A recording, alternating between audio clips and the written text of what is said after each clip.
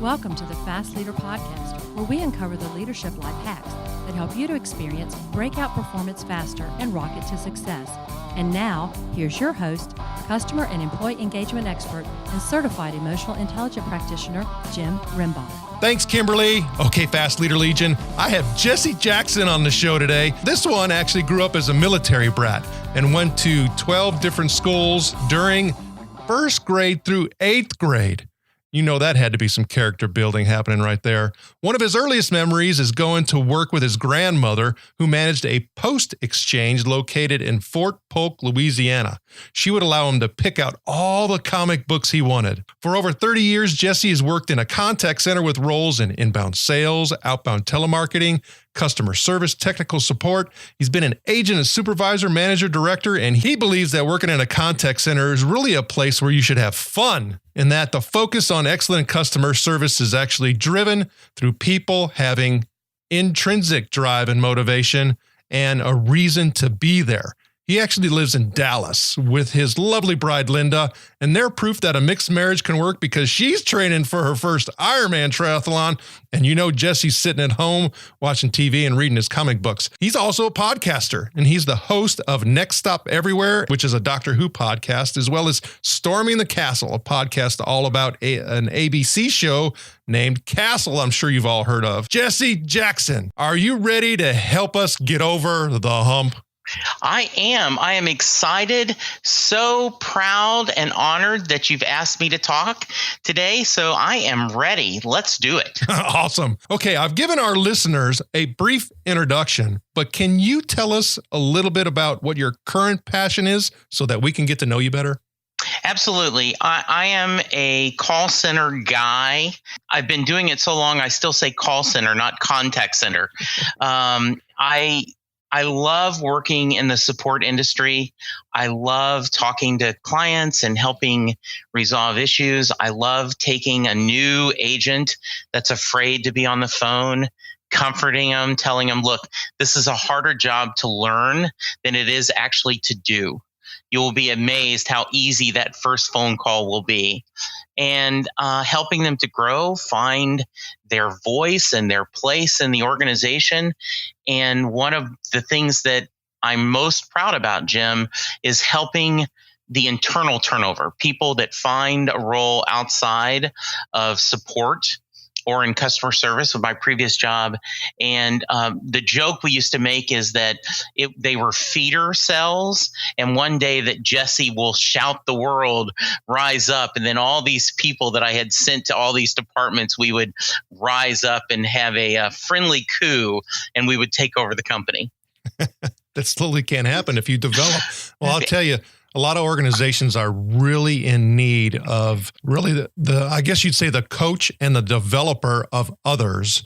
And so that's a very, very valuable asset to have. And so if you can conquer them all, I'm sure it'll be gladly accepted. Now, Jesse, I know that you're a very creative person. I had the blessing of being able to present alongside you at a recent event.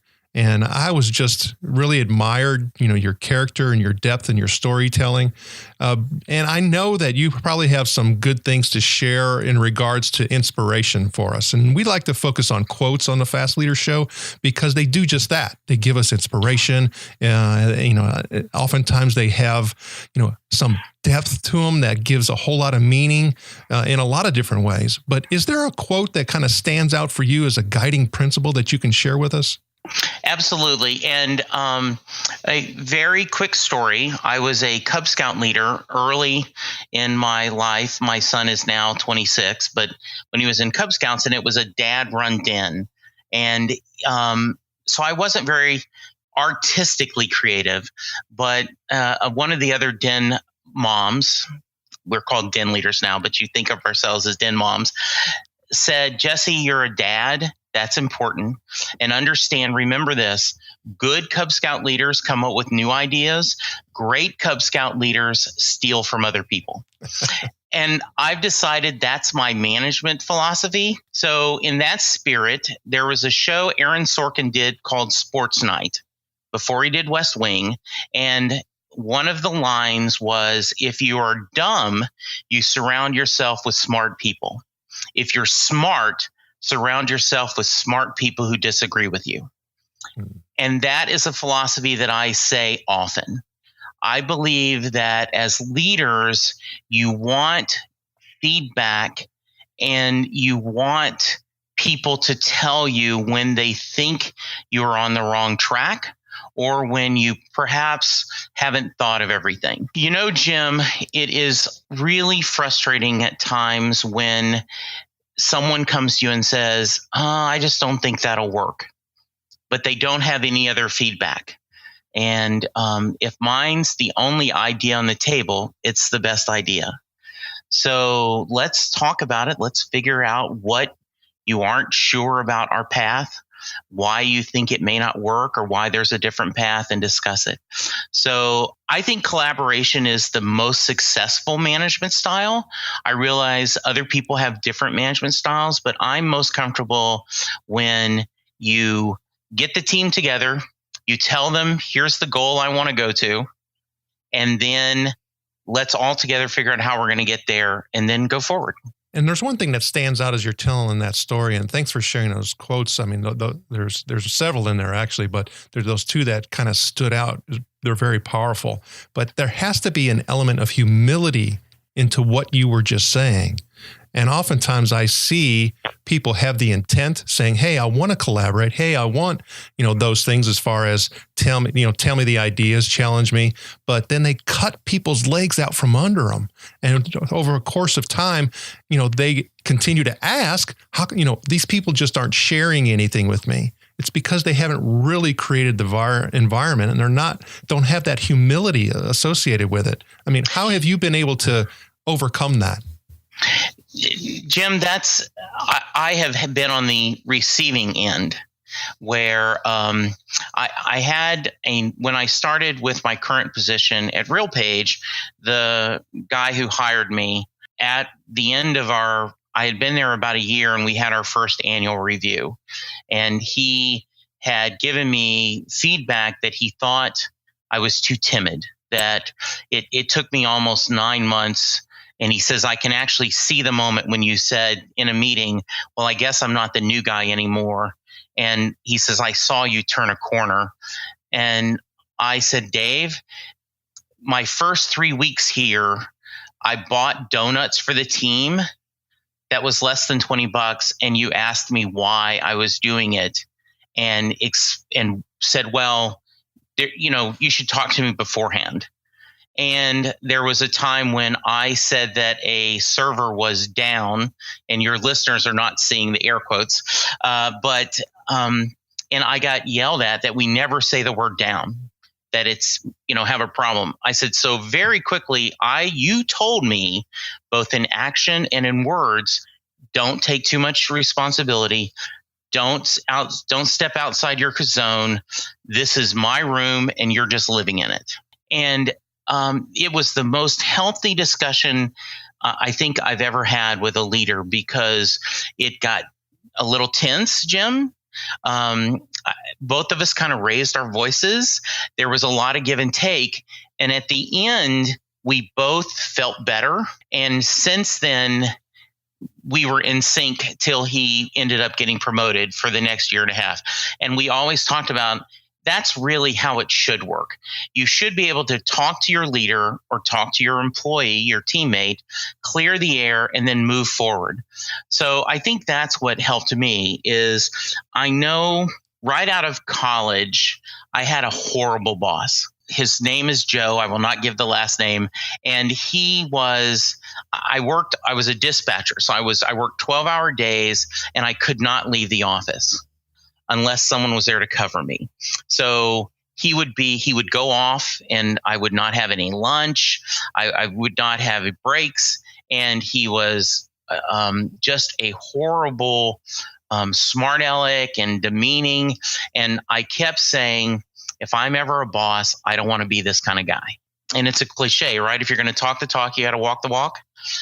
If you say, I want to hear your input, you have to realize sometimes the input may hurt your ego. But you got to put it aside and for the good of the organization. Well, it almost seems beyond that. And the reason I say that is because you talked about having that conversation with your boss. What happened to him? he got promoted. He moved on to something bigger and not necessarily better, but he moved on to something bigger, right? And so, there's growth and opportunity for growth within that. I think those are a great story. Thanks for sharing that. Yeah.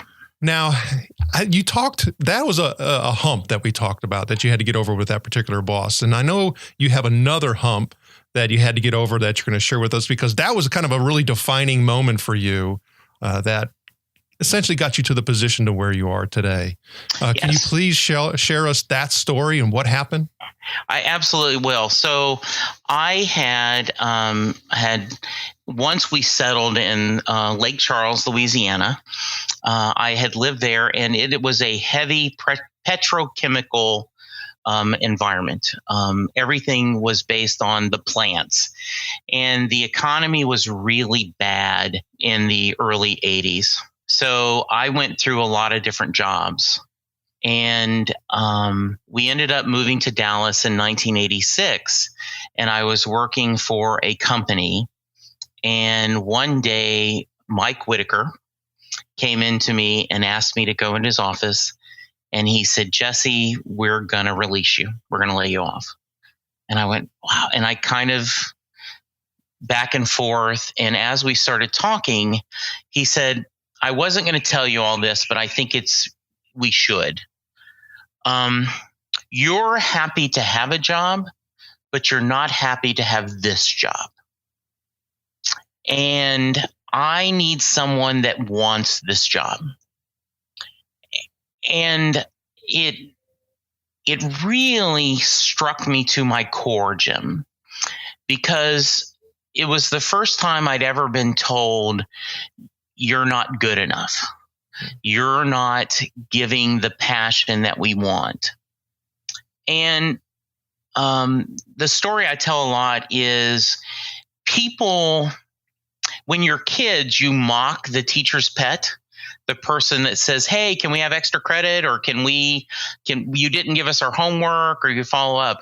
But in business, those are the people that are leaders. The people that sit there and say, hey, I have some extra time. What can I do? What can I do to help you? That isn't someone who is brown nosing or sucking up or whatever cliche you want to give. It's someone that's saying, I want to be here and I want to help the company succeed. Roger Shiloh is a manager that I partnered with. He was working a contact center, and he tells every new person, and I told my son this when he learned a contact center, and I tell every new class, to be successful in a contact center, no matter what the dress code is, wear khaki pants and a polo shirt every day. Doesn't matter if it's okay to be jeans. 2, be early. Never be late. 3, volunteer for any extra assignment or any overtime that's available. If you do those 3 things, you are above everyone else in the contact center. I think that's a lot to say for that. That goes beyond a contact center. I think those are good principles to follow regardless of where you are and regardless of what position you're in. You are perceived differently when, you aren't essentially stepping in. I don't want to say step up because that's kind of a, different context from my perspective, but you got to step in. You got to put that right foot in. You got to put it out. You got to shake it all about, right? Absolutely. So the job after I was laid off, I was selling substandard car insurance over the phone. People who had DWIs and a lot of speeding tickets were our customer base. And I worked there for a couple of years, dedicated anything I could do. They laid me off. And instead of saying, well, gosh, this new philosophy didn't work, I just said, nope, I'm going to plug it in. And so I started with a company called Bang Tech in 1989. I had a 2-month-old baby, and I started working, and I stayed there till 2005 when I was director, and they decided to outsource the company and I worked myself out of a job for a year.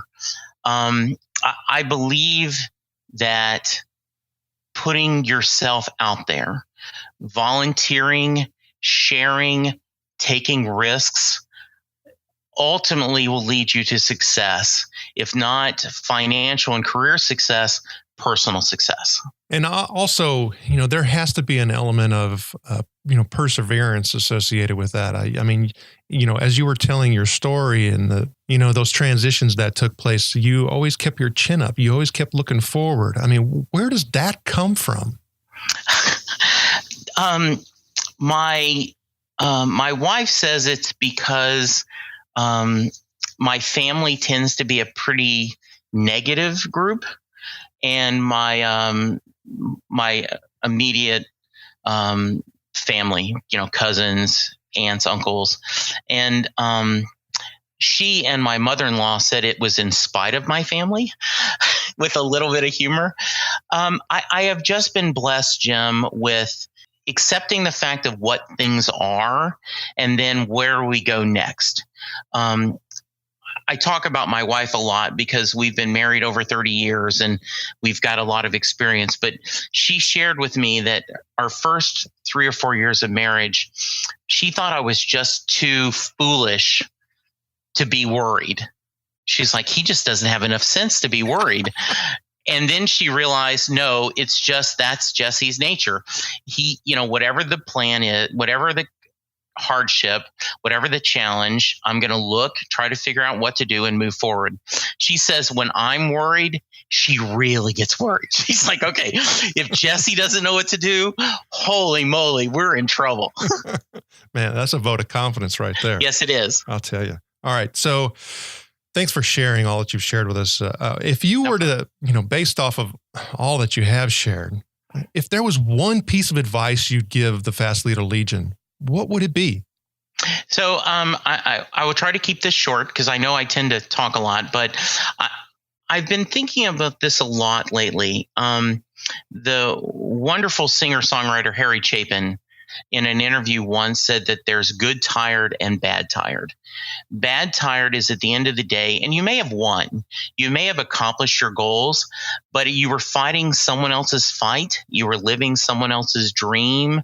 You were working on someone else's goals. And even though you won, you're tired and you're depressed. But good tired may be a day where you failed. Maybe you didn't reach your goal, but you were fighting your fight. You were living your dreams. You were working on what you believed in.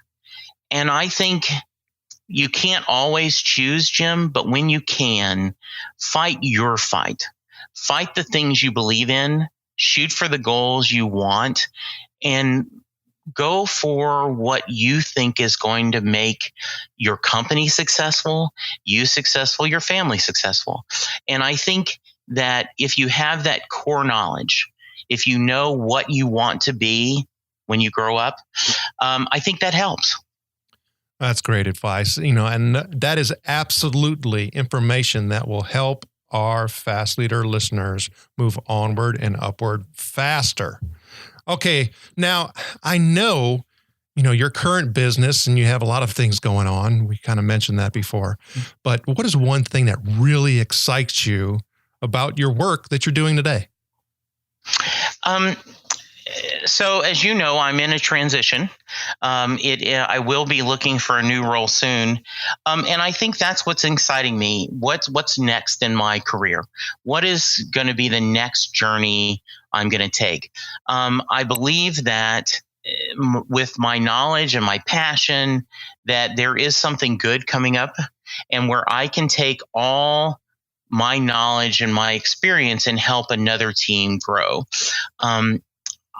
The thing that I find, and I've talked about this before, even in this podcast, but one of the things that I find most satisfying is take an employee that other people have said, they're mediocre at best. I don't know if they have the skill set, but finding their talent and then finding the company's needs, matching them, there's just nothing better than that. Oh, I can appreciate that. The entire Fast Leader Legion wishes you the very best, Jesse. All right, here we go, Fast Leader listeners. It's time for the Hump Day Hoedown. Okay, Jesse, the Hump Day Hoedown is the part of our show where you give us good insights fast. So I'm going to ask you several questions, and your job is to give robust yet rapid responses that are going to help us move onward and upward faster. Jesse, Are you ready to hoe down? I am ready to hoe down. Okay, so what do you think is holding you back from being an even better leader today? Sometimes lack of confidence. You know in your mind what you should do, but in your heart you have doubts and fears, and you're afraid to take that risk. And I think that's me. What is the best leadership advice you have ever received? Love what you do, and don't trust your instincts. What is one of your secrets that you believe contributes to your success? My honesty and my willingness to help. I believe in you do a lot of favors.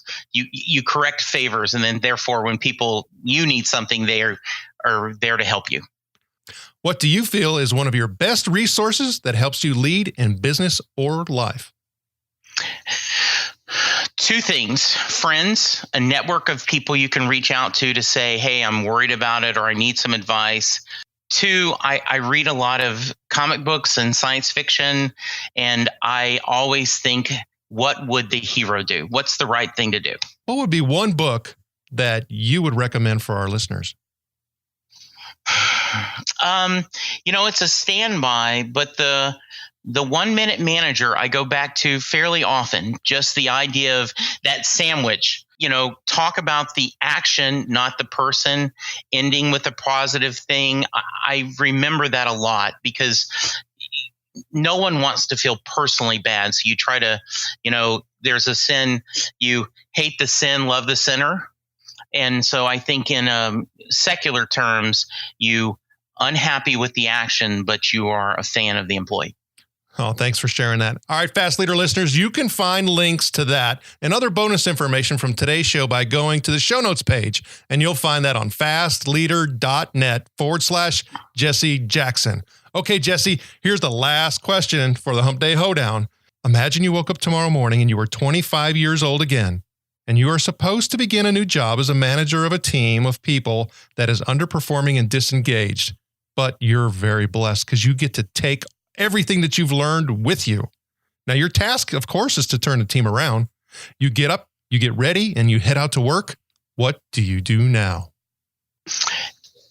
That is a great question. I would listen, but I would not be afraid to make changes sooner. When I did this and when I started this with the current company in 2005, I got a lot of feedback of, oh, no, that won't work here. No, that won't work here. And I was reluctant to break too many eggs, to trying to push the boundary. And I've said if I had to do it over again, I would have pushed a little bit harder, a little bit sooner. Understand their feedback, incorporate it, but not be afraid to make the changes. And I think that goes back to my core concern. Sometimes you need to have faith in yourself and say, I know what needs to be done, and you need to do it. Jesse, it was an honor to spend time with you today. Can you please share with Fast Leader listeners how they can connect with you? Absolutely. I am at JWJ170104 on Twitter. I am on Facebook, Jesse Jackson in Louisville, Texas, if you want to reach that. As you were nice enough, if you want to hear my podcast on a less serious note, but we have a lot of fun. I do a couple of podcasts. Next Stop Everywhere is about Doctor Who. Storm in the Castle is about the ABC show Castle. I talk about Game of Thrones a little bit and a little bit everything, so I do a lot of fun. I can be reached at jesse.jackson2@verizon.net. So if they want to send me an email, and I'm in LinkedIn and all the other social networks. Jesse Jackson, thank you for sharing your knowledge and wisdom. The Fast Leader Legion honors you and thanks you for helping us get over the hump.